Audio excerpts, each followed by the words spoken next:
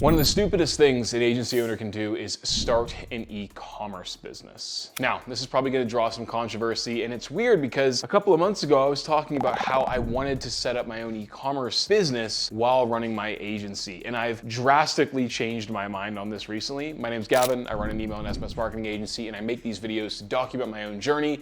I don't really have anything to sell you on here, so feel free to just watch the video, 2 videos like this every single week. But the reason I wanted to make this video is because it's something that's been on my mind quite a bit lately. First of all, the topic of creating an e-commerce business. A lot of us agency owners, myself included, work with a ton of e-commerce businesses, and we see the success that e-commerce businesses have. And we reach typically a point within our agency where we're like, you know what, I'm making some pretty good money with my agency. I feel like I've probably tapped out what I can do within the agency space from a revenue perspective. And the next logical step for me is to create an e-commerce business and perhaps even copy what one of my clients is already doing, because hey, guess what? I already know what they sell. I already know what works. It should be easy, right? And the reality is the agency model from a profit perspective is the preferred model. And then I'm gonna also speak about why starting an e-commerce business really takes away from your ability to focus and grow your agency where your attention should be. So if I make $50,000 a month in revenue for my agency, a big portion of that is going to be profit that I don't actually have to recycle into my business to continue growing, okay? Within an e-commerce business, that is not the case. If you make $50,000 to grow your agency, or rather your e-commerce business, you have to take that $50,000 and buy an additional $50,000 in stock and hope that if you're running at roughly 50% profit margin,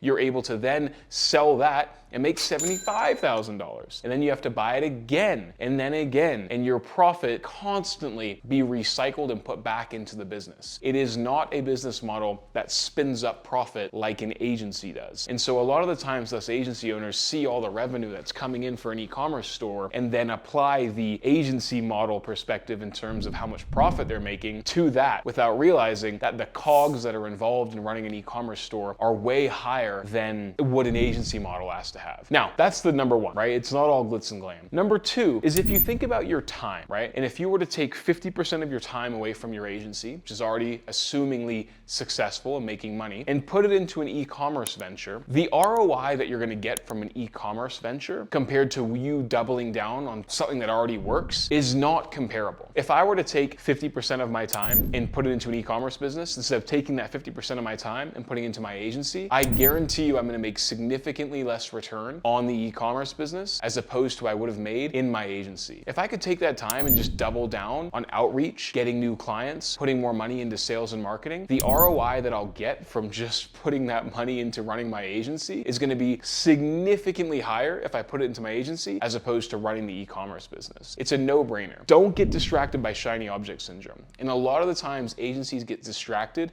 at around about the 20,000 to 30,000 mark, where they start hiring people and start freeing up some of their time in the day-to-day business. Because all of a sudden, they're not having to manage clients, right? Their team is managing their clients, and they feel like they have more time. And instead of doubling down on sales and marketing, which is where you can generate a significantly higher return than putting it into an e-commerce business, they decide to branch out and have to learn a whole new set of skills that they then is detracting from running an actual agency. Now, I'm not saying running an e-commerce business is a bad idea if you're an agency owner. I actually am, but I do think that your intention, or rather when you decide to venture into this, is probably significantly later on in your journey as a business owner. I think that really the market for an agency owner, you're probably capping out once you're hitting about $1 million a month in revenue. And odds are, if you're watching this, you're probably not at that number. I certainly am not at that number, and I've been tempted many times to start up an e-commerce business. The reality is it's so much easier to dig deeper into what's already working as opposed to doing something completely different, right? Double down on your wins. Now, while I say it's all bad, I do think there are some benefits potentially to building an e-commerce business if you apply the right lens. Now, you could start an e-commerce business, yes, to make money, and I don't think if that's your focus, it's a good venture because you're much better spending your time making money in your agency. But the alternative would be to start up an e-commerce business to learn and better serve your clients. That is a much more, I think, not noble, but pragmatic approach to running an e-commerce business. If you can set up your own and build up a case study and learn learn how to better serve your clients, you can then pitch your clients in ways that you wouldn't be able to prior to, because you've got a bunch of knowledge from your e-commerce business. So if that's your focus, I do actually think there might be a viable option there, but I guarantee you for 95% of you guys watching this, that is not the reason you start up an e-commerce business, and it's probably not the right stage in your business to even experiment with that anyway, right? Like I'm currently doing about $80,000 a month in revenue, and I'm not even really thinking about this anymore because the amount of time and attention and focus it would take for me right now, where I could just be putting it into making more YouTube videos, investing in ad strategy, learning how to do meta ads better, is so much better placed on my agency as opposed to the e-commerce business. Now, don't get me wrong. If you learn stuff from an e-commerce business, you can definitely be more valuable to your clients, and you can definitely charge higher rates, of course. And also you can open up a bunch of doors from a connection perspective to then dovetail into selling your agency. For example, someone who owns an e-commerce business is a hell of a lot more likely to talk to you if you own an e-commerce business and you're asking for advice, as opposed to if you're pitching them as an agency. And so if you can then wedge your way into a conversation that way, there's viability there, right? Saying, hey, I own an e-commerce business, I'd like to ask you some questions. You get on a call with them and you can dovetail that into a potential pitch into your agency. It's a little bit disingenuous, but